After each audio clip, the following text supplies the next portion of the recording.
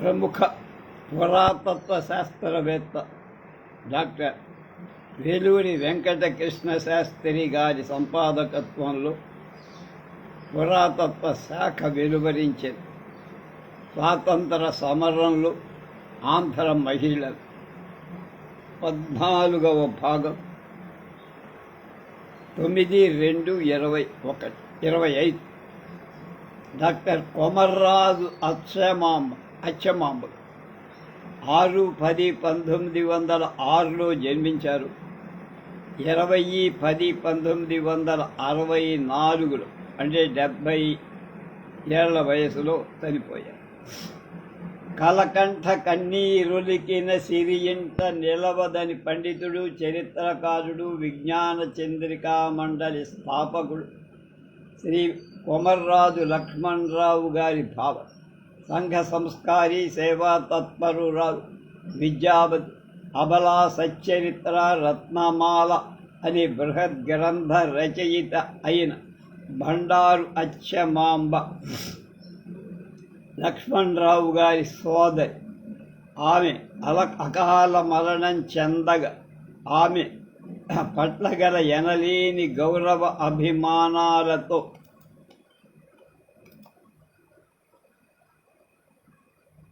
తన కూతురికి అచ్చమాంబ అని పేరు పెట్టారు. ప్రాణాధికంగా పెంచి తనలో చెలరేగే ఉన్నత భావాలను, ఆదర్శాలను, సంస్కార భావాలను పసితనం నుంచే ఆమెకు నూరిపోసి, అందుకే ఆమె దృష్టిలో డాక్టర్ స్త్రీ అంటే చీటికి మాటికి బేలగా కన్నీరు కార్చే బలహీనురాలు కాదు. అచ్చమాంబ గారి ఫోటో సరిగ్గా లేదు, కనీసం చూడాల్సిన బాధ్యత మంది. మా చిన్నతనంలో అచ్చమాంబ గారి హాస్పిటల్కి చాలాసార్లు వెళ్ళినట్టు జ్ఞాపకం.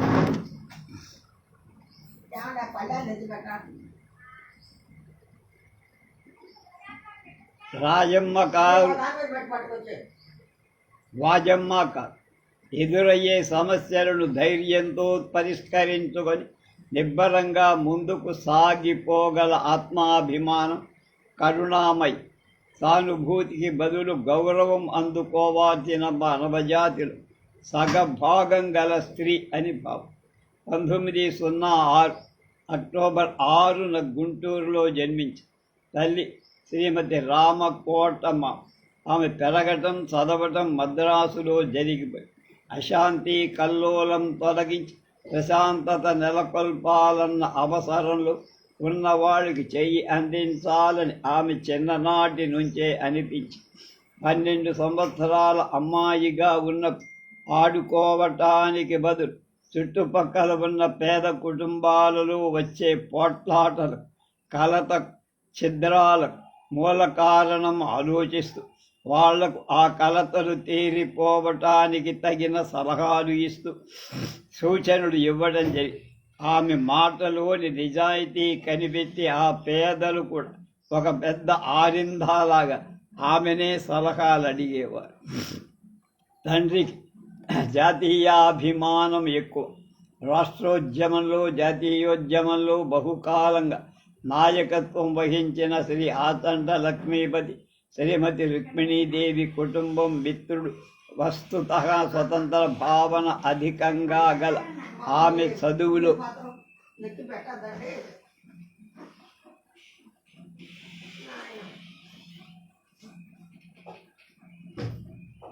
చదువుకునే రోజుల్లోనే జాతీయోద్యమం వైపు ఆకర్షితులై విదేశీ వస్త్రాలను బహిష్కరించి నూలు వడికేవారు, ఖాదీ ధరించేవారు. ఉబుసుపోక కాలక్షేపానికి ఏ పని చేయటం ఆమెకు నచ్చదు. ప్రతి దాని గురించి చాలా తీవ్రంగా ఆలోచించటం అలవాటు. ఆచంట లక్ష్మీపతి గారి పెద్దబ్బాయి జానకీరామ్ గారు ఆమె అన్నా చెల్లెళ్ళ చదువు అభిరాలతో ఉండేవారు. ఆయన ఎప్పుడు ఈవిడ గురించి రాసేవారు. జీవితమే ఒక సుందర స్వప్నంగా తోచే భావుకుడు జానకీరామ్. ప్రతి వస్తువును సౌందర్య దృష్టితో చూసే ఆయన ఒక పత్తి పువ్వును కోసి చల్లాయి, అచ్చమాంబ ఈ పువ్వు ఎంత అందంగా ఉందో చూడు అన్నారు. అంతే, ఆమె దాన్ని తీసుకోకపోగా చొర చొర చూస్తూ, నీ కళ్ళకు ఈ పత్తి పువ్వే కనిపించిందా? నువ్వు కోసి నాశనం చేయకుండా ఉంటే కాయ కాసి పత్తి ఇచ్చేదిరా. ఆ మాటతో ఆ నూలుతో బట్ట నేయబడి పని కదా. నువ్వు సింగారించుకున్న చొక్కా కూడా ఈ పత్తితో తయారైందే తెలుసా అంటూ ఉపన్యాసం ప్రారంభించిందిగా అచ్చమాంబ. 1923లో అనుక్షణం ఆమె తీర్చిదిద్దుకున్న తండ్రి అకస్మాత్తుగా గుండెపోటుతో మరణించారు. జీవితానికి ఒక లక్ష్యం అంటూ ఉండాలన్న సంకల్పం ఆమె మెడికల్ కాలేజీలో చేరి ఎప్పుడు ఏవో సభల్లో సమావేశాల్లో పాల్గొంటూ ధాటిగా ఉపన్యాసాలు ఇస్తూ సైమన్ కమిషన్ పట్ల నిరసన ప్రదర్శనలో పాల్గొని శ్రీమతి రుక్మిణీ లక్ష్మీపతి స్థాపించిన యూత్ లీగులో జాతీయోద్యమ ప్రచారం చేశారు. తల్లి రామకోటమాంబ గారితో సహా ఉప్పు సత్యాగ్రహంలో పాల్గొన్నారు. లాఠీ దెబ్బలు తిన్నారు. విద్యార్థి ఉద్యమం నడిపారు. తుపాకీ పోట్లకు లాఠీ దెబ్బలకు క్షతగాత్రులైన వాలంటీర్ల సపర్యలు చికిత్సకు ఆసుపత్రి నెలకొల్పారు. ఎంతో దీక్షతో పనిచేసి 1931లో మెడికల్ కాలేజీలో చదువైపోయి, కానీ ఆమెకు సంతృప్తికరం. శిశు సంరక్షణ, ప్రసూతి శాస్త్రాలు ఇంకా బాగా చదివి దేశంలోని స్త్రీలకు మరింత వైద్య సహాయం అందించాలన్న తలపుతో ఇంగ్లండ్లో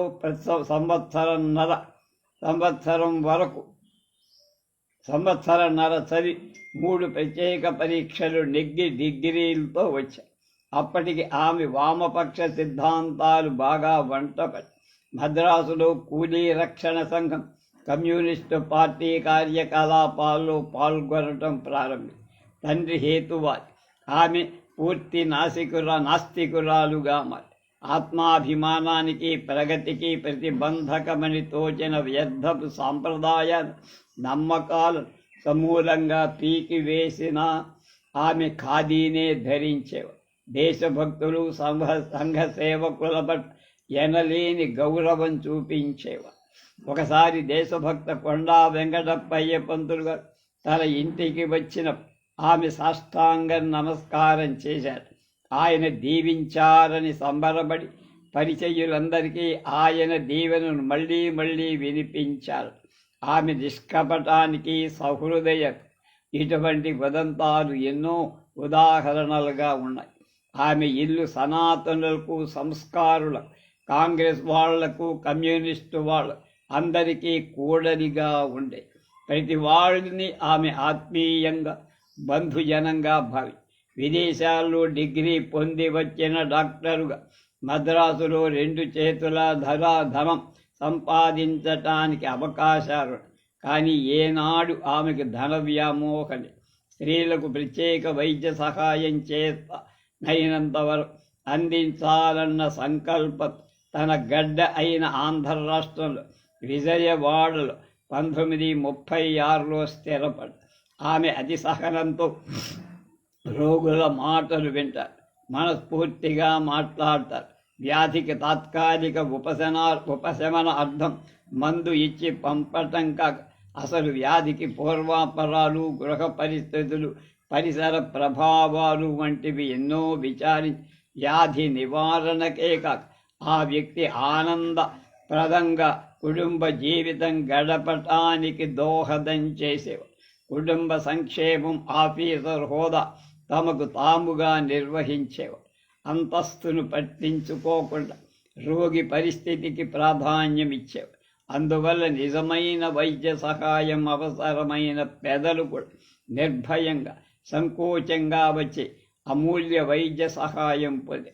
ఏ విధమైన తారతమ్యాలు లేకుండా అందరి పట్ల సహానుభూతితో, ఆత్మీయతతో వ్యవహరించటంతో స్వల్పకాలంలో పౌర స్త్రీలకు ఆమె ప్రియ బాంధవి అయ్యారు. అన్ని పార్టీల వాళ్ళకి ఆమె అవసరాన్ని ఉచితంగా కూడా వైద్యం చేశారు. అంతటి సమదృష్టి, విశాల హృదయం అచ్చమాంబ సొత్తు. 40 సంవత్సరాల క్రిందట స్త్రీలకు ఎంతగా విద్యావకాశాలు లేవు, హక్కులు లేవు. బాల వితంతువులు, భర్త నిరాదరించినవాడు, అత్త నిరాకరించినవాడు, పరిసర ప్రభావాల వల్ల, అజ్ఞానం వల్ల కాలు జారి జీవితం దుర్భరంగా తయారైనవాడు, అనేక మంది ప్రత్యేకంగా కనిపించేవాడు. వాళ్లకు కావాల్సిన సహానుభూతి, అవకాశాలు కానీ ఎవరు అందించేవాళ్ళు కాదు. స్త్రీలకు ముందు కావలసిన చైతన్యం కలిగించట ఆమె ఆంధ్ర మహిళా సంఘ ఉద్యమం భారీ ఎత్తున ప్రారంభించి వాడవాడలా మహిళా సంఘాలు నెలకొల్పడంలో ప్రధాన పాత్ర వహించి ఆ సంస్థలు క్రమబద్ధంగా ప్రయోజనకరంగా నడపటానికి శిక్షణ శిబిరం నడిపారు. నిర్మాణాత్మకమైన కార్యక్రమం సృష్టించి స్త్రీ సామాన్యంలో చైతన్యం, హెచ్చరిక కలిగించి స్వతంత్ర భారతంలో ప్రజోపయోగ స్త్రీ జనాభ్యుదయకరమైన చట్టాలను రాజ్యాంగం ప్రవేశపెట్టిన అవి శాసనాలుగా రూపొందటానికి అవసరమైన ప్రజాభిప్రాయాన్ని సేకరించి సహకరించారు. స్త్రీలకు విజ్ఞాన వికాసాలు కల్పించాలనే కోరిక ప్రసూతి శిశు పోషణ అనే గ్రంథాన్ని తెలుగులో సులభ శైలిలో అందరికీ అర్థమయ్యే పదాలతో రాసి ఆనాటి వరకు అటువంటి వైద్య పుస్తకం సామాన్య ప్రజలకు అందుబాటులోకి వచ్చేట్లుగా ఎవరూ రాయడం. అందువల్ల ఆ పుస్తకం చాలా ప్రచారం పొంది ఆమె ఆశయం తీరి.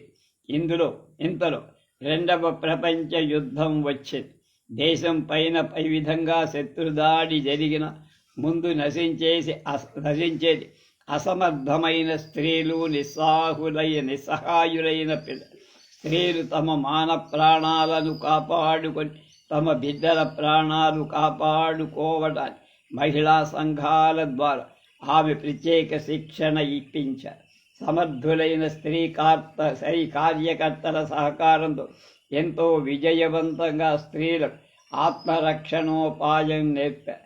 బాంబుల నుంచి, మంటల నుంచి రక్షణ విధానాలేక ఆయుధ ప్రయోగాలు కూడా స్త్రీలు తెలుసుకోగలిగారు. ముఖ్యంగా తెలంగాణ స్త్రీలు అనేక మంది ఈ శిబిరంలో శిక్షణ పొంది హైదరాబాదులో నడిచిన ప్రజా పోరాటంలో ఎంతో గొప్ప ప్రయోజనం. అధిక ఆహారోత్పత్తి ప్రచార సందర్భంలో డాక్టర్ అచ్చమాంబ స్వయంగా గుణపం పట్టుకొని ప్రతిరోజు కొన్ని గంటల కాలం తవ్వడం, మట్టి మోయటం వంటి పనులు చేశారు. అతి నాజూకైన సూక్ష్మ పరికరాలు బట్టి ఆపరేషన్లు చేసే డాక్టర్ గుణపం పట్టి ఎండలో తవ్వుతుంటే మరి అనుసరించే అభిమానులకు కొరత ఉంటుందా? ఉండదు. ఆ విధంగా కూడా ఆమె ప్రజలకు అత్యంత సన్నిహితులు. కమ్యూనిస్టు అగ్రనాయకులు ఆశీర్వాదంతో ఆమె 1940లో వజ్జల వెంకటరామ శాస్త్రి గారిని వివాహం చేసుకు శ్రీమతి లక్ష్మీ తాన్య వారి ఏకైక సంతానం. ఆ అమ్మాయి వివాహ సందర్భంగా వేదోక్తంగా కన్యాదానం చెయ్యాలని వియ్యాల వారు కోరారు. తమ నమ్మకాలు సిద్ధాంతాలకు అది విరుద్ధం కాబట్టి ఒక్కనగానొక్క ప్రకృతి వివాహం తాను చేయకుండా ఆమె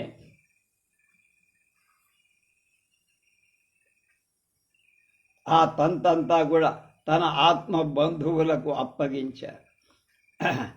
పసివారిని చిన్నప్పటి నుంచి తగిన జాగ్రత్తతో తీర్చిదిద్దితే వాళ్ళు మానసికంగా, శారీరకంగా ఆరోగ్యవంతులై చక్కని భావి పౌరులు కాగలరని ఆమె నమ్మకం. 20 మంది పిల్లలు, 11 మంది టీచర్లతో ఆమె విజయవాడలో స్థాపించిన మాంటిస్సోరీ స్కూల్ ఇవాళ వేల కొలది పిల్లలతో, 100 మంది టీచర్లతో, బ్రహ్మాండమైన గ్రంథాలయం, సొంత భవనాలతో విజయవంతంగా నడుస్తోంది. మాంటిస్సోరీ స్కూల్కి ఆమె ప్రారంభకురాలు. పరిస్థితులు ఏవైనా కొందరు స్త్రీలు అక్రమ సంతానం పొందే దుస్థితి ప్రాప్తిస్తుంది. ఆ సమయంలో సంఘాన్ని ఎదుర్కొనే ధైర్యం లేక ఆత్మహత్య చేసుకోవడము, కలిగే బిడ్డలను హతమార్చడము చేస్తారు. స్వజనమే నిరసించే అటువంటి వాడు డాక్టర్ అచ్చమాంబ వాత్సల్యంలో ఆదుకొని అవసరమైతే ఆశ్రయమి సుఖప్రసవానికి సదుపాయాలు కల్పించి ఈ తల్లులు ఈ బిడ్డలు తమకు అక్కర్లేదనుకుంటే ఆమె స్వయంగా పెంచే అర్హత గల యోగ్యత గల దంపతులు చట్టబద్ధంగా పెంచుకుంటారని కోరిన తగిన జాగ్రత్తలు తీసుకొని చాలా గుప్తంగా అప్పగించారు. కాలు జారిన వాడు శాశ్వతంగా పతితులనే పేరిట కుంగిపోకుండా సంఘంలో తిరిగి గౌరవ ప్రతిపత్తులతో జీవించటానికి తగిన అవకాశాలు కల్పించారు. ఈ విధంగా ఆదుకోవటానికి దయ, సానుభూతి, స్థైర్యం వంటి సద్గుణాలు ఎన్నో కావాలి.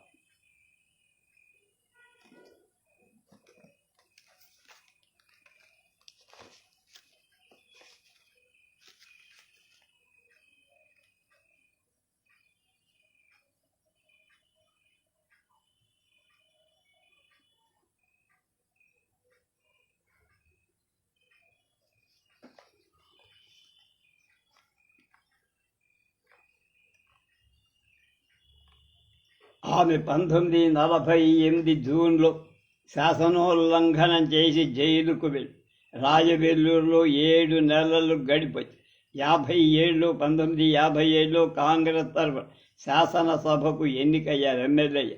ఇవన్నీ ఆమెకు ఆరోపించగల ఆధిక్యత కన్నా 1964 అక్టోబర్ 20 గుండెపోటుతో చనిపోయినప్పుడు కంట తడిపెట్టని ఆంధ్రుడు లేరంటే కనిపించే గౌరవం అధికం.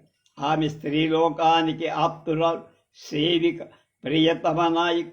తండ్రి దగ్గర నేర్చుకున్న కలకంఠి కన్నీరులికిన సిరులు ఇంట నిలవదనే సూక్తి ప్రాధాన్యత ఇస్తూ డాక్టర్ కొమర్రాజు అచ్చమాంబ గారు, కేఎల్ రావు గారు కూడా మహిళాభ్యుదయానికి నిరవధిక కృషి సుముఖంగా చేసి ధన్యులైపోయారు.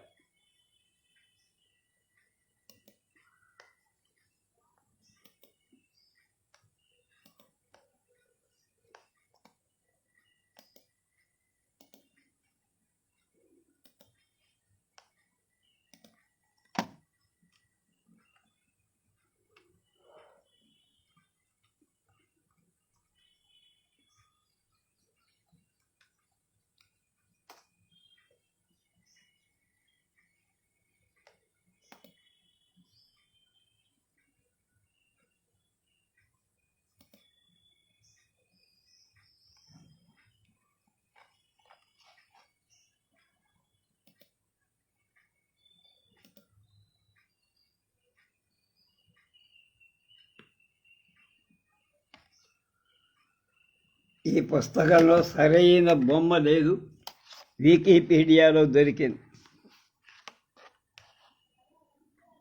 ఆమె కొమర్రాజు అచ్చమాంబ, లక్ష్మణరావు గారు ఆయన.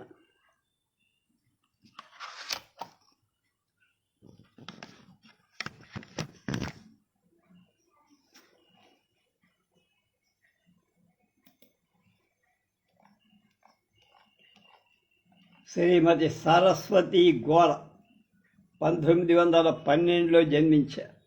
శ్రీమతి సరస్వతి గోర, శ్రీ గోర అనగానే ప్రతి వాళ్ళకి బహుకాలం క్రిందట స్థాపించిన నాస్తిక కేంద్రం ప్రచారం చేస్తున్న హేతువాదం స్మరణకు రావటం సహజం. నేను మా అమ్మ 1963 అనుకుంటా శ్రీశైలం వెళ్తుంటే మా బస్సులోనే గోరా గారు ప్రయాణం చేశారు. అది మొదటిసారి, చివరిసారి కూడా చూడటం, తర్వాత ఎక్కడ చూశాయి. ఆయన పైన చొక్కా ఉండేది కాదు, పంచ మామూలుగా మడిచి కట్టుకొని పైన ఉత్తరీయమో ఏదో ఒకటే ఉండేది. గాంధీ మహాత్ముడు చిన్నప్పుడు భయం కలిగినప్పుడు రామనామ జపం చేయించడం, చివరికి తుపాకీ గుండు తగిలి నేల పొగరు ఉరుగుతూ హే రామ్ అనటం అందరికీ తెలుసు. కానీ చిత్రమేమిటంటే 1945 ఫిబ్రవరి గాంధీజీ గోరా దంపతుల బిడ్డలు, వారి ఉద్యమ కార్యకర్తలు సేవాగ్రామం వచ్చి కొంతకాలం పాటు అక్కడ ఉండవలసిందిగా గాంధీ కోరి వారికి ఉన్న పరస్పర గౌరవం, అభిమానం, ఆకర్షణ అలాంటిది.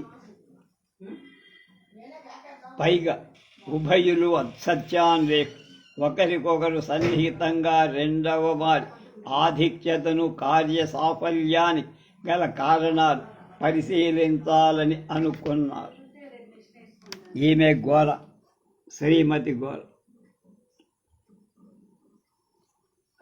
సరస్వతి గోర సేవాగ్రామ ఆశ్రమంలో ఏ మూల నుంచో పెళ్లగించి సరస్వతి గారి 3 నెలల పసిబిడ్డకు గాంధీజీ ఉయ్యాల సమకూర్చారు. ఆమె 3 ఏళ్ల కుమారుడు భోజనాల దగ్గర పేచీ పెడుతుంటే ఆశ్రమంలో వడ్డనలు జరిపే పెద్దలతో చిన్నవాడి మాటలు అర్థం చేసుకొని సహనంతో అతనికి తగిన విధంగా వడ్డించారు.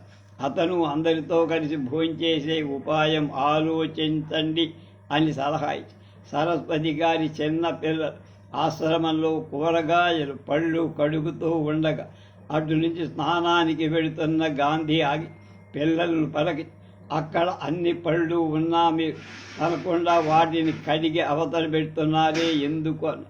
అప్పుడు ఆ పిల్లలు తర్వాత భోజనాలు పళ్ళు వేస్తారు కదా అని. అది విని గాంధీ తన పక్కనున్న సహచరులతో పిల్లల సమాధానం విన్నారు కదా అన్నారు. ప్రజలందరికీ కూడా తిండికి హామీ ఉన్నప్పుడు సక్రమంగా పనులు జరిగిపోతాయి. ఆ తిండి హామీ కలిగించటానికే మనం పని చెయ్యాలన్నారు. శ్రీమతి సరస్వతి పెద్దమ్మాయి కుమారి మనోరమ, రెండవ అమ్మాయి కుమారి మైత్రి తమ పక్కన కూర్చొని నూలు వడుకుతున్నప్పుడు గాంధీజీ వారి నైపుణ్యానికి మెచ్చుకుంటూ మెళకువలు బోధించేవారు. ఒకనాటి ఉదయాన వాక్యానికి వెళ్తున్న గాంధీ తన బిడ్డింగు తానే మోసుకు వెళుతున్న కుమారి మైత్రిని చూసి నవ్వుతూ, అలా ఎవరి పనులు వాడు చేసుకోవటం నేర్చుకోవాలి. చిన్నప్పుడు నేను ఇలాగే చేసేవాడు, పని చేయటంలోనే గౌరవం ఉంది అని ప్రోత్సహించారు. ఈ వ్యాసాలన్నీ రాసిన వారు శ్రీమతి అచ్యుతిని గిరిజ గారు. శ్రీమతి సరస్వతి పెద్ద కూతురు వివాహం నాస్తికోద్యమ కార్యకర్తలలో ఒకరైన అర్జున్ రావు గారనే హరిజనుడితో నిశ్చయమైన గాంధీ సంతోషించి ఆ వివాహం తమ ఆశ్రమంలో తానే చేస్తాను, వధూవరుల స్థిర నిర్ణయం పరీక్షించడానికి 2 సంవత్సరాల గడువు ఇద్దామని సలహా ఇచ్చి, అంతటి ఆత్మీయతతో గాంధీజీ శ్రీమతి సరస్వతి కుటుంబాన్ని గమనిస్తూ తృప్తి చెందారు. ఆ ఆశ్రమంలో జరిగే ప్రతి చిన్న విషయంపై గాంధీజీ కనపరచే శ్రద్ధకు అడుగడుగునా ఏదో నేర్చుకోవాలని చూపే ఆయన ఉత్సుకతకు ఆశ్చర్యపడుతూ ఉండేవి. సరస్వతి గారు, ఆమె కుటుంబం వాడు 50 మంది గాంధీతో పాటు సూత్రయజ్ఞంలో ఉపవాసాల్లో పాల్గొనేవారు. మరుగుదొడ్లు శుభ్రం చేయడం, పిల్లలకు చదువు చెప్పడం, వంట చేయటం వంటి అన్ని పనులు అతి సహజంగా చురుగ్గానే వాళ్ళు చేయడం ఆశ్రమవాసులకు గాంధీజీని ఆకర్షి ఉభయ పక్షాల వాడు ఎంతో సంతృప్తులై శ్రీమతి సరస్వతి 1912 విశాఖ జిల్లా విజయనగరంలో పుట్టారు. పోడూరు లక్ష్మీ నరసింహం, శ్రీమతి కొండమ్మలకు 4 అబ్బాయిల తర్వాత పుట్టిన ఒకనొక ఆడపిల్ల కావటంతో చాలా గారాభంగా పెంచారు. 7వ తరగతి చదువుతుండగా 11 ఏట గోపరాజు రామచంద్రరావు అనే గోరాతో వివాహం జరిగి పేరులోని పొడి అక్షరాలు తన పేరు చేసుకొని ఆయన గోరాగా ప్రఖ్యాతులు. ఆయన తండ్రి వెంకట సుబ్బారావు మాటకు ముందు మహదేవ శంభూ అనేవాడు. దాంతో ఆయన అందరూ మహదేవ శంభో సుబ్బారావు గారు అనేవాళ్ళు. 2 కుటుంబాలకు ఉప్పు నిప్పు కడుక్కునే శ్రోత్రియ కుటుంబం. నాటికే గాంధీజీ ప్రభావానికి లోనైన గోర ఖాదీ మధుపర్కాలతోనే వివాహం చేసుకున్నారు.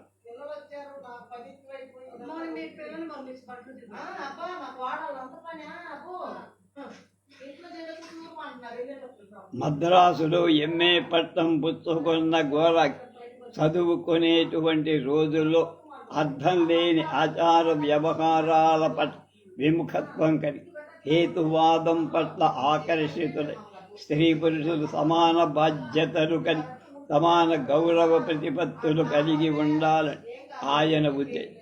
ఆయనకు ఒక భావం కలగడం, ఒక అభిప్రాయం ఏర్పడటం ఆలస్యం. భార్యతో వివరించి చెప్పారు. ఆయన నోటి వెంట ఒక మాట రావటం ఆలస్యం. ఆమె ఆయన భావాలతో ఏకీభవించేవారు. దాంతో వాళ్ళకి ఒక విధమైన ఆత్మవిశ్వాసం, సాహసం ఎక్కువైపోయింది. ముక్కుకు సూటిగా తమ ఆలోచనలకు అనుగుణంగా ప్రవర్తించటం తప్ప వాళ్ళేమనుకుంటారు, ఇదేమవుతుందో అనే సందేహాలు, భయాలు కలిగేవి కావు. 1927లో ఒకసారి దంపతులిద్దరూ మద్రాసులో కాఫీ హోటల్కి వెళ్ళి నలుగురు మధ్య కూర్చొని కాఫీ తాగుతుంటే జనం వింతగా చూడటం ప్రారంభించారు. వాళ్ళేం చలించాల. నా భర్త ఉద్యోగరీత్యా శ్రీలంక రాజధాని కొలంబో వెళ్ళిన శ్రీమతి సరస్వతి పాత నమ్మకాలు, ఆచార వ్యవహారాలను కట్టగట్టి విసిరవతల పారి శుద్ధ శ్రోత్రియ బ్రాహ్మణుడు ముస్లింల ఇంట్లో అద్దెకున్నారు. ఆమె 4 నెలల గర్భవతిగా ఉండి పంతం బట్టి గ్రహణ సమయంలో కూరలు తరిగారు. ఇంటి పనులని యథేచ్ఛగా తిరుగుతూ చేశారు. కావాలని వీధిలోకి వెళ్ళి గ్రహణం పూర్తిగా విడిచే వరకు చూశారు. ఇతర ఏ మతస్థులు పాటించని ఈ ఆచారం హిందూ గర్భిణీ స్త్రీలే ఎందుకు పాటించాలో ఆమెకు అర్థం కాదు. వైద్య విషయంగా ఏదైనా కారణం ఉంటే అన్ని మతాల స్త్రీలకు వర్తించాలి కదా అని ఆమె పుట్టింటికి విజయనగరం వచ్చిన మరొక గ్రహణ సమయంలోనే ఈ విధంగానే వ్యవహరి సంచలనం కలిగి పుట్టిన బిడ్డ ఆరోగ్యంగా చక్కగా ముద్దుగా ఏ గ్రహణ మూలిక లేకుండా ఉండటంతో అందరి మనసులో నిజమా అవునా అంటూ సందేహాలు తలెత్తాయి. ఇంతలో శ్రీ గోరా పుట్టి పెరిగిన కాకినాడలోనే లెక్చరర్ ఉద్యోగం రావడంతో ఆయన కొలంబో నుంచి వచ్చేసి తల్లిదండ్రుల దగ్గరే ఉండి ఉద్యోగం చేశారు. శ్రావణ పౌర్ణమి వచ్చి అప్పటి వరకు కొడుకు జంజం వేసుకున్న మధ్య తీసేసిన సహించిన తండ్రి సుబ్బారావు ఆనాడు కొత్త జంజం వేసుకు తీరాలని పట్టుబట్టి, లేకపోతే తన ఇంట్లో ఉండద్దన్న నమ్మలేని పనులు చేయటం ఇష్టం లేని సరస్వతిగా 2 నెలల పసిబిడ్డతో భర్త వెంట బయటికి నడిచారు. కావాలని ముస్లిం పిల్లను పనిపెట్టుకున్నారు. వాళ్ళకి హరిజన వాడలకు వెళ్ళి వారితో సహపంక్తి భోజనాలు చేసి వచ్చేవారు. అనేక మంది వితంతువులకు పూనుకొని వివాహాలు చేసి ఆ సమయంలో విందులు చేసేవాడు. దేశ సేవికగా వాసికెక్కిన దుర్గాబాయమ్మ గారు ఆ కాలంలో కాకినాడలో ఉండేవారు. శ్రీ గోరా దగ్గర హిందూ యూనివర్సిటీ మెట్రికులేషన్ చదువుకుంటూ ఉండేవారు. ఆమె మద్దతు కూడా ఈ దంపతులకు దొరికి నిత్య ఖాదీదారులై నూళ్ళు వడికి బట్టలు నేయించుకునేవారు.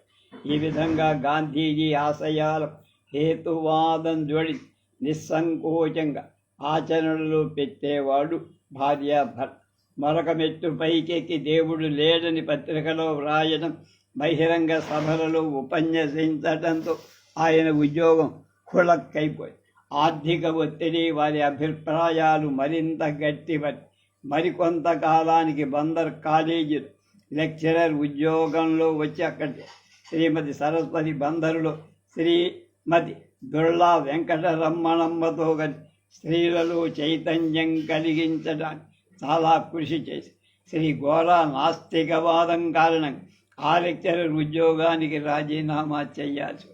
కృష్ణా జిల్లా ముదునూరు ప్రజలు గోరా దంపతులు తమ ఊరు ఆహ్వాని నాస్తిక కేంద్రం స్థాపించి పూర్తి సమయం ఆ ఉద్యమం ప్రచారంలో గడపటం ప్రారంభించి వారి స్వంత సంపాదన, ఆస్తులు అంటూ ఏర్పరచుకోకూడదని నిశ్చయించుగా జాతీయోద్యమం వారి జీవితంలో ఒక భాగమైపోయి కుటుంబం అంతా ఖాదీ ధారణ, నూలు వడకడం, అస్పృశ్యత నివారణ, విద్యా వ్యాప్తి, నిరాడంబర జీవనం వంటివి అనుక్షణం పాటిస్తూ గాంధీజీ సిద్ధాంతాలు తమ నాస్తిక మత హేతువాదాలతో సమన్వయపరిచి భారీ ఎత్తున ఉద్యమం నడిపి ఉప్పు సత్యాగ్రహంలో సమయంలో పుట్టిన కుమారుడికి లవణం అని గాంధీ ఇర్విన్ ఒడంబడిక సమయంలో జన్మించిన అమ్రాయ్ మైత్రి అని ఎన్నికలలో కాంగ్రెస్ విజయం సాధించిన కలిగిన బిడ్డకు విజయం అని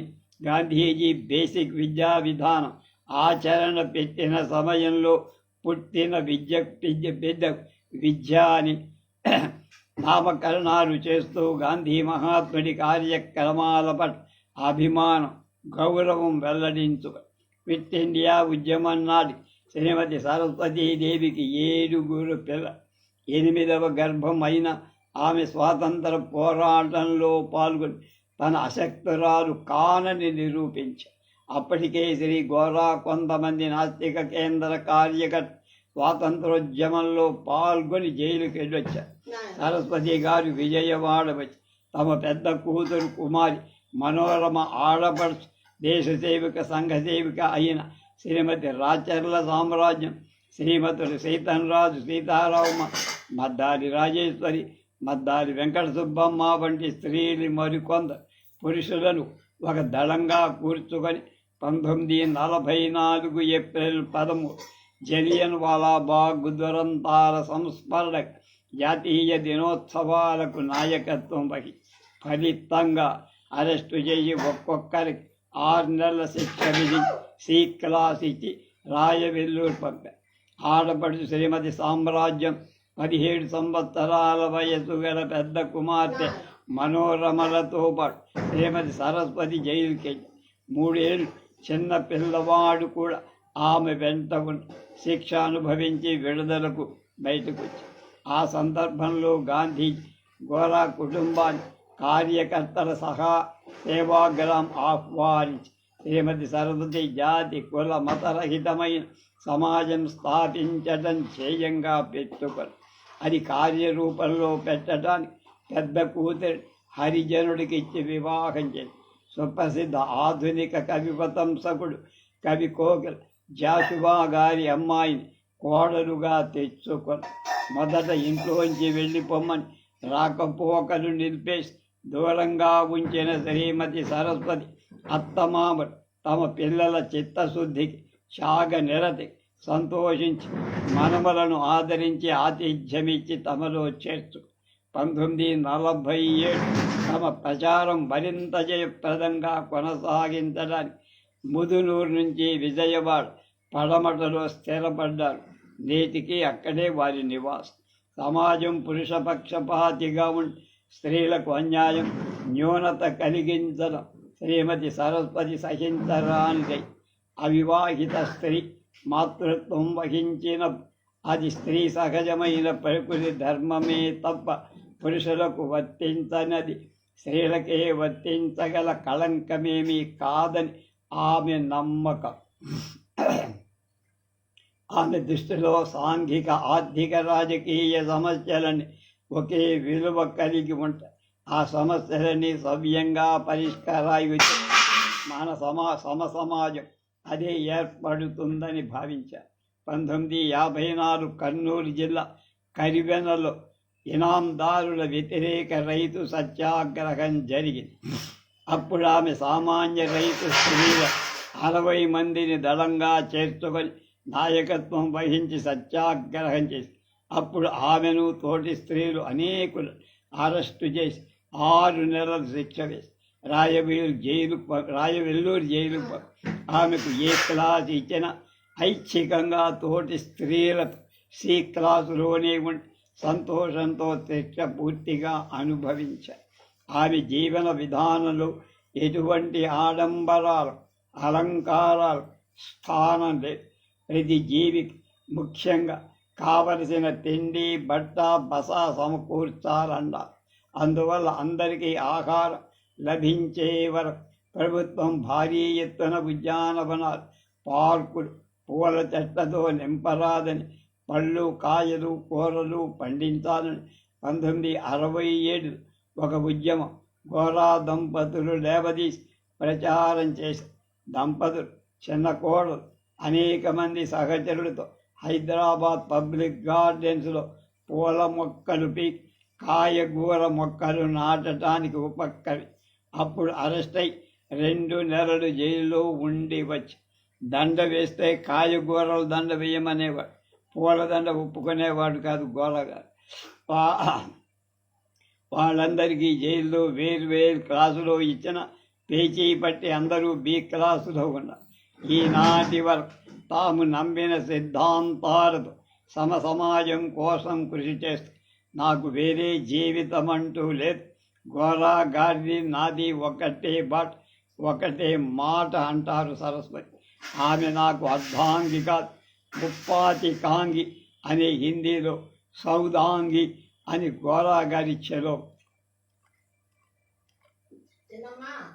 శ్రీమతి రాచర్ల సామ్రాజ్యం 26/4/19.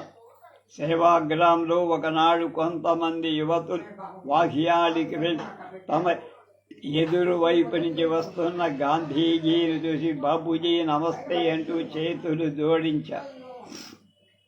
వారెవరు అని అడిగిన ప్రశ్నకు పక్కన ఉన్న ఆర్యనాయకం వీళ్ళు ఆంధ్ర సోదరీమణులు బాపు అని జవాబిచ్చి, అయితే వీళ్ళు రాళ్ళ అని నవ్వారు. రాళ్ళంటే రాళ్ళ, బంగారపు రాళ్ళు బాపు అన్నారు ఆర్యనాయక్. అబ్బో, అంత మంచి పేరు తెచ్చుకున్నారా వీళ్ళు అంటూ చిరునవ్వులు చిందిస్తూ ముందుకు సాగారు. ఆ బంగారు రాళ్లలో ఒక రాయి శ్రీమతి రాచర్ల సామ్రాజ్యం. సేవాగ్రామంలో శిక్షణ పొందటానికి అనేక ప్రాంతాల నుంచి యువతీ యువకులు వస్తూ ఉండే. ఆహార విహారాలలో గల మార్పులు, గాంధీ మహాత్ముడి నియమ నిబంధన తట్టుకోలేక వచ్చిన కొద్ది కాలానికి చాలామంది జబ్బు పడి వెళ్ళిపోయి. కానీ ఈ ఆంధ్ర మహిళ అన్ని ధక్కీ ముక్కీలు తట్టుబడి ఆరోగ్యంతో నిలబడమే ఎంతో చురుకుగా శ్రద్ధగా తమ పనులను చదువును కొనసాగి ప్రిన్సిపాల్ అయిన ఆర్యనాయకం, ఆయన భార్య ఆశాదేవి ఆర్యనాయకం మన్ననలకు పాత్రుడు. అక్కడ వారి కోరికపై మరికొంతకాలం శిక్షణ ఇవ్వడంతో కూడా సాగరి బాపూజీ ఆశీస్సులతో ఇల్లు చేరారు. 1946 నాటి కథ. శ్రీమతి సామ్రాజ్యం 1900 ఏప్రిల్ 26 రాజమండ్రిలో జన్మి. ఆమె 4 అక్కలు, 2 అన్నలు, ఒక తమ్ముడు. శ్రీమతి రాజ్యలక్ష్మమ్మ, గోపరాజు వెంకట సుబ్బారావు ఆమె తల్లిదండ్రులు. ఆయన ఎప్పుడూ తరచుగా మహాదేవ శంభూ అంటూ ఉంటాడని చివరికి అది వ్యవహార న్యాయమైపోయి తెలుగు హిందీ చదువుకుంటూ ఉండగానే 12 ఏళ్లలోపుగానే రాచర్ల రామచంద్రరావు గారితో వివాహం జరిగి దేశభక్తుడు, సంస్కారుడు, నాస్తికులై నాస్తిక కేంద్రాన్నే స్థాపించి ప్రచారం చేసిన గోరా ఆమె అన్నగా. ఆయన శక్తి మేరకు చెల్లని బాల్య వివాహం నిరోధించాలని చూశారు, సాధ్యపడ. ఒక్క కుమారుడు కలిగాక 18వ ఏటనే ఆమెకు వైధవ్యం వచ్చింది. అన్న గోరా గట్టి పట్టు ప్రోద్బలాలతో ఆమె తెలుగు, ఇంగ్లీష్ చదువుతూ ముందు హిందీ పరీక్షలు శ్రద్ధగా ముగించారు. రాష్ట్ర భాష విశారద హిందీ ప్రచారక ట్రైనింగ్లు అయిపోయాయి. అన్న ఎప్పుడూ దేశకాల పరిస్థితులు వివరిస్తూ రాజకీయ పరిచయం, దేశాభిమానం, సంస్కరణాభిలాష, సేవాభావన వంటివన్నీ నూరి పోస్తూ ఉండే. ఆయన స్వయంగా గాంధీజీ దగ్గర చాలా కాలం ఉన్నారు. జైలుకు వెళ్ళారు. అందువల్ల క్విట్ ఇండియా ఉద్యమ సందర్భంలో చెల్లెని భార్యను ఉద్యమంలో మీరు కూడా పాల్గొంటారా అని అడిగినప్పుడు ఎవరికి ఆశ్చర్యం కలగ. అమితోత్సాహంతో, వీరావేశంతో శ్రీమతి సామ్రాజ్యం వదిన శ్రీమతి సరస్వతి గోరా చివరకు 17 సంవత్సరాల మేనకోడ కుమారి మనోరమతో సహా ఉద్యమంలో ప్రవేశం.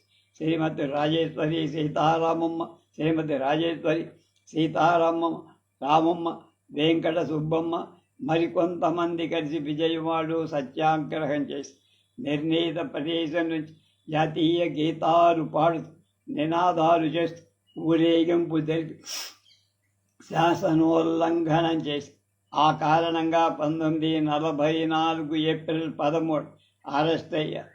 6 నెలలు కఠిన జైలు శిక్ష వేసి రాయవెల్లూరు జైలు సి క్లాసులో ఉంచి అరెస్ట్ అయిన శ్రీమతి వెంకట సుబ్బమ్మ 6 మాసాల గర్భి. ఆమెకు జైలులోనే అబ్బాయి పుట్టి శ్రీమతి సామ్రాజ్యం రోజు కొంతసేపు చదువుకోవటానికి ఉపయోగించుకునేవారు.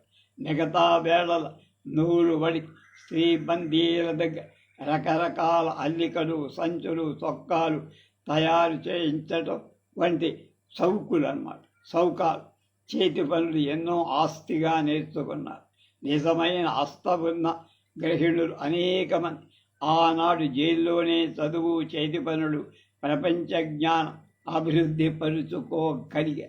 ఆ వాతావరణ ప్రభావం అలాంటి. జైల్లో భోజనం బాగుండేది కాదు, తగినంత ఉండేది కాదు. అసంతృప్తి పడి నీళ్లు కారిపోయే వాళ్ళకి బాధే. కానీ ప్రతి సందర్భంలో తమకు ఉపకరించే పాఠమే నేర్చుకోవాలనుకునే శ్రీమతి సామ్రాజ్యం జైలు జీవితం వల్ల తనకు ఎంతో సంయమనం, తృప్తి, కావలసినంత సర్దుబాటు అలవాటై ముందు జీవితానికి గట్టి పునాదులు ఏర్పడ్డాయి. చాలా సంతృప్తి పడేవారు. ఆ సమయంలో వారితో పాటు శ్రీమతి ఎర్నేని సీత, లీలావతి, అమృతమ్మ, రాధామనోహరం, సావిత్రి అమ్మాళ్ళు మొదలైన వాళ్ళుండే. అకస్మాత్తుగా శ్రీమతి సావిత్రి అమ్మాళ్ళు భర్త చనిపోయారని వార్తది. అందరూ కలిసి ఆమెకు ఊరట కలిగించటానికి ఎంతో ప్రయత్నించి వీరందరూ విడుదలయ్యే నాటికి పాపం ఆ తమిళ వనితకు శిక్షాకాలం ముగిసి రాల. ఆ పరిస్థితిలో ఆమెను వదిలి రావటానికి మనసు ఒప్పగా విడుదలైన వారంతా ఆమెను కూడా విడుదల చేయమని జైలు అధికారులను కోరారు. అదే మామూలు సమయంలో అయితే శ్రీమతి సామ్రాజ్యం కూడా బహుశా 2 సానుభూతి వాక్యాలు పలికి ఊరడించి వచ్చేసేవాడు.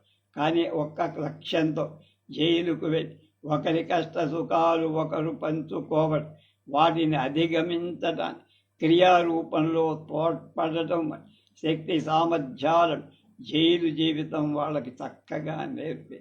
1944-20 దుర్గా కస్తూర్బా మరణించారు. కస్తూర్బా జాతీయ స్మారక నిధి పేరిట దేశవ్యాప్తంగా విరాళాలు పోగు చేశారు. పెద్దలు, స్త్రీలు, శిశువులు సంక్షేమాన్ని, అందులో గ్రామాల్లో ఉంటున్న వారి అభ్యున్నతి కోసం బాబు ఈ సందా ఏర్పాటు చేశారు.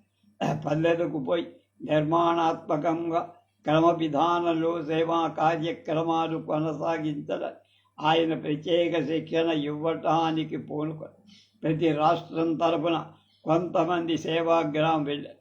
ఆంధ్ర రాష్ట్రం తరపున శ్రీమతి దుర్గాబాయమ్మ, సామ్రాజ్యం, విద్యాదేవి, సరళాదేవి వంటి 8 మంది శిక్షణ నిమిత్తం 1945 జూలైలో సేవాగ్రామం పంపించి హిందుస్థాన్ నయీ తాలీం శిక్షణ భారం శ్రీ ఆర్యనాయకన్ దంపతులు వహించారు.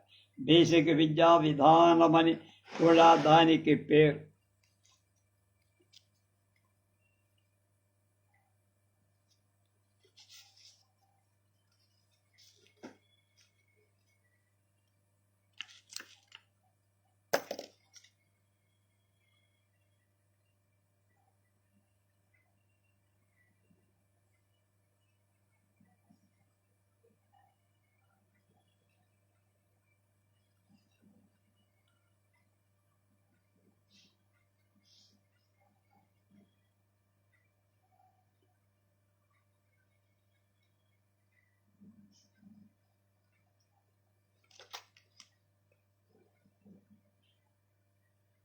దానికే బేసిక్ విద్యా విధానం జాకిర్ హుసేన్ రాశారు.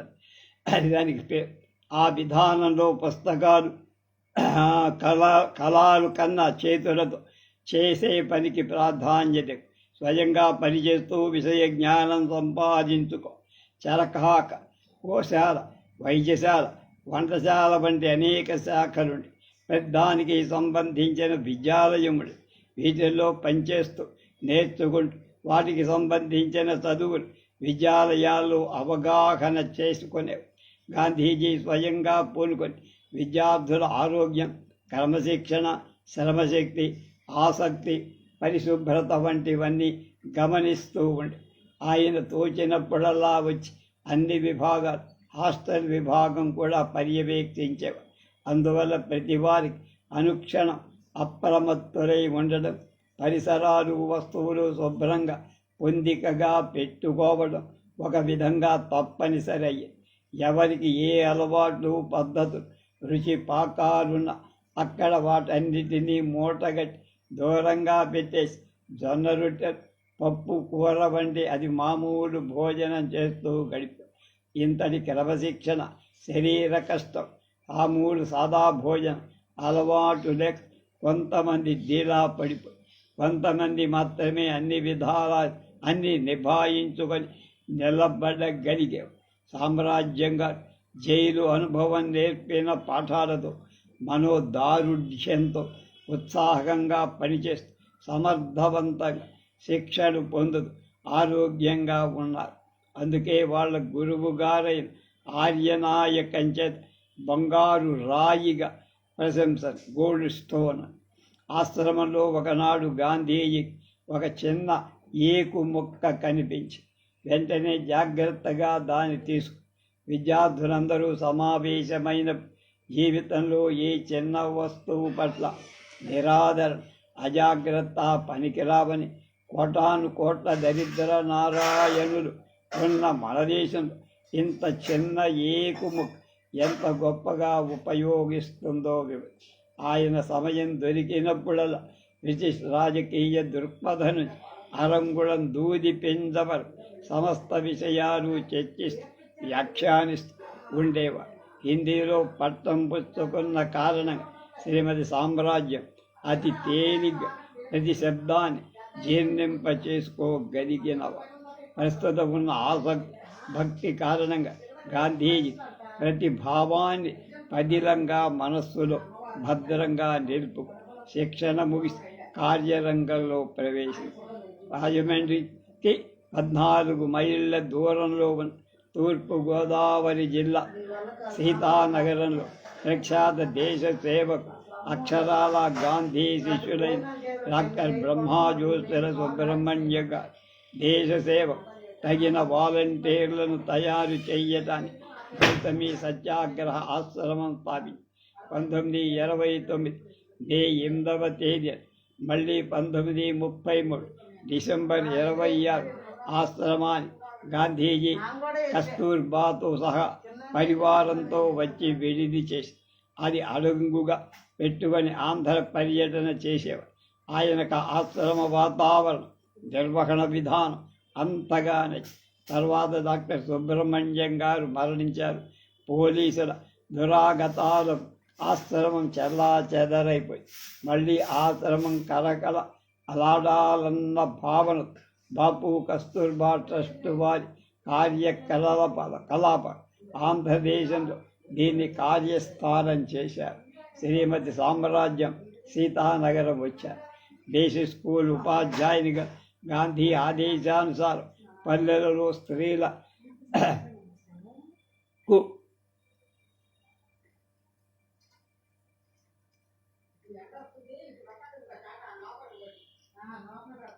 మామూలు చదువు కాకుండా సేవాగ్రామ పద్ధతిలో చేతిబరుడు కాయకష్టంతో స్వావలంబనంగా ఏ గ్రామానికి ఆ గ్రామం స్వయం సమృద్ధంగా నిలబడేటట్టు సహకరించారు. 3 సంవత్సరాల పాటు ఈ మూల విరాట్టులు 8 మంది ట్రస్ట్ వారి కార్యకలాపాలను విజయవంతంగా నడిపి తర్వాత మరి 2 శిక్షణ పొందిన వారు కూడా వచ్చిచారు. కేవలం విద్యాశాఖ మాత్రమే ఆరోగ్య రంగంలో కూడా ప్రవేశించి పెద్ద ఆసుపత్రులలో శిక్షణనిప్పి ప్రసూతి సేవికలు అసంఖ్యాకంగా తయారు చేశారు. అంటే డెలివరీ చేసే నర్సులు అన్నమాట. ఈ సూత్రం ఏమాత్రం వనరు లేని కుగ్రామాలలో ఎంతో సహాయం అని బాల విభాగాలుగా పసివాళ్ల కోసం గ్రామాల్లో నిర్వహించటానికి బాల సేవికల శిక్షణం ప్రారంభం. అంబర్చర్క, తేనె పరిశ్రమ, నాళ పరిశ్రమ, శిశు రక్షణ, ప్రసూతి శిశు సంక్షేమ వైద్య కేంద్రం ఒకటేమిటి, కస్తూర్బా గాంధీ స్మారక జాతీయ ట్రస్ట్ ఆధిపత్య ఆంధ్రదేశంలో సీతానగరం ఆశ్రమంలో గ్రామీణ స్త్రీ శిశువుల అభ్యున్నతి అనేక రంగాలు అమూల్య కృషి జరిగింది. ఆరంభ దశ నుండి ఇవాల్టి వరకు సామ్రాజ్యంగా అన్ని రంగాలలో అపూర్వ కృషి చేసి భాగం అర్పగించిన అతి సమర్థవంతంగా హైదరాబాద్ శాఖ, ఆంధ్ర రాష్ట్ర శాఖ కలిసి ఒకే బృహత్ శాఖగా ఏర్పడి ప్రధాన కార్యస్థానం హైదరాబాద్ ఉప్పల్లో ఉప ప్రతినిధిగా సీతానగర ఆశ్రమంలో ఉన్న ఉపరాష్ట్ర కార్యాలయాన్ని 1965 నుంచి 74 వరకు ఆమె నిర్వహించి 74 నుంచి ఇవాల్టి వరకు కస్తూర్బా గాంధీ జాతీయ స్మారక ట్రస్ట్ వారి ఆంధ్ర శాఖ సలహాదారుగా ఉంది. ఆంధ్ర రాష్ట్ర సర్వోదయ మండలి సభ్యులు చాలా నిరాడంబరంగా ఉంటారు. వ్యక్తిగతమైన ప్రచారం ఎక్కడా ఒప్పుకో. 79 సంవత్సరాల వయసుతో పూనికతో ఆత్మవిశ్వాసంతో జీర్ణం చేసుకున్న గాంధీజీ ఉన్నత ఆశయాలను ఆచరణలో పెడుతూనే ఉన్నారు. రేపు శ్రీమతి ముసునూరి కస్తూరిదేవి ఆమె గురించి తెలుసు.